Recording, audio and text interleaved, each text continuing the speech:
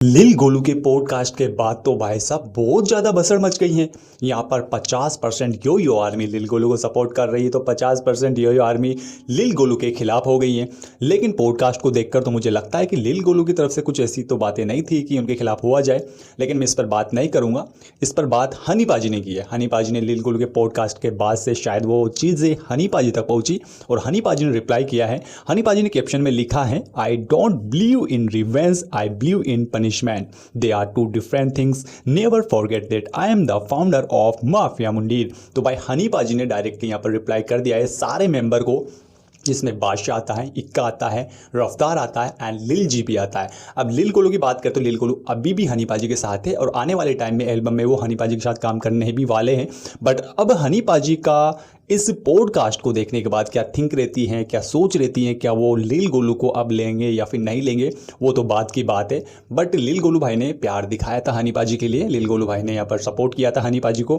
कुछ बातें ऐसी थी जो लिल गोलू भाई ने खुलेआम बोल दी, जो नहीं बोलना चाहे था और शायद वो चीज़ें हनी फैंस को पसंद नहीं आई, तो उस टॉपिक पर तो मैं बात करूंगा नहीं। बादशाह की एक रील थी जो वायरल हो रही है गाइस, जिसमें वो एयरपोर्ट पर जा रहे हैं, जिस पर दीपिका पादुकोण भी है, जो बादशाह को इग्नोर करते हुए निकल गई। और वहां पर और भी लोग हैं जिन्होंने भी बादशाह को इग्नोर किया। ऐसा लग रहा था कि कोई आम बंदा है, वैसे तो बंदा आम ही है, पिज्जा वाला है, तो इतना कोई खास बात नहीं। लेकिन हनी पाजी ने इस पर भी तंज खस दिया है। हनी पाजी ने बोला है कमेंट कर yes we all ignore him.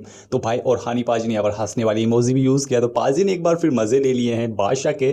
तो यहाँ पर पाजी तो अब छोड़ने वाले नहीं है। पाजी ने बोल दिया है भाई साहब, मैं रिवेंज पर यहाँ पर विश्वास नहीं करता, मैं पनिशमेंट पर विश्वास करता हूँ। तो क्या पता हनी पाजी के दिमाग में अब चल क्या रहा है लिल गोलू को लेकर। इक्का, बादशाह और रफ्तार का तो हमें पता है, बट लिल भाई का आने वाले समय में पता चलेगा।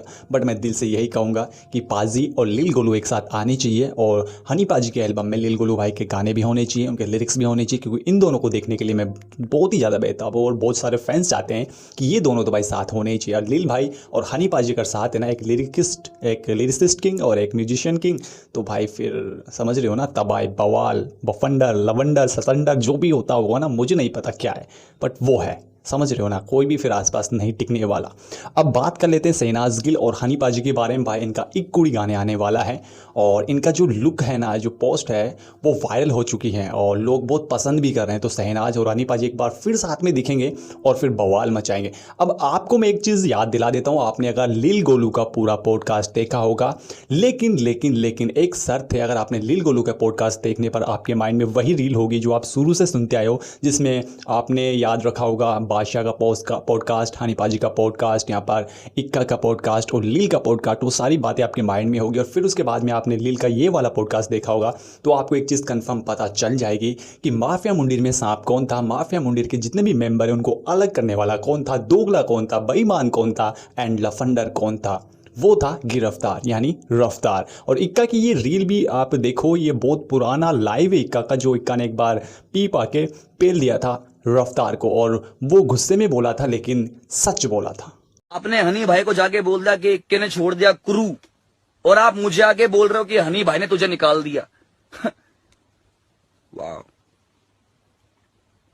भाई ने भी बोला है कि रफ्तार को ही हनी पाजी बुलाते थे, तो फिर रफ्तार ने क्या बातें वहाँ पे की, वो क्या सुन के आते थे वहाँ पे, हनी पाजी उसको बुलाते थे तो वो आके बोल देता था भाई तुमको तो नहीं बुलाया, ये वगैरह वगैरह जो भी चीज़ें होती ना यार। देखो फ्रेंड सर्कल में यहाँ पर और दोस्त यारों में ये चीज़ें चलती है, तो वो चीज़ें उस टाइम हुई थी और उसी रीज़न की वजह से शायद यहाँ पर इक्का लेफ्ट हुआ था। रफ्तार तो दोगला था और लिल भाई को भी यहाँ पर कहीं ना कहीं डिसअपॉइंटेड होना पड़ा था। बाकी आपका क्या विचार है मुझे कमेंट सेक्शन में दस देना। अगर आप चाहते हो कि लिल भाई के पॉडकास्ट के सारे विचारों पर हम एक डिटेल से वीडियो बनाते हैं या फिर बनाएं, अगर आपका एक मत मिलेगा तो मैं बिल्कुल बनाकर दूंगा। क्या लिल भाई सही थे या फिर गलत थे, उस पर भी मैं सारी बातें डिटेल से बताऊंगा, लेकिन उसमें आपका मत चाहिए कमेंट सेक्शन में 10 दिन। आज के लिए इतना ही था, अपना ख्याल जरूर रखना, वो सबसे महत्वपूर्ण है। लव यू, जय एंड जय भारत।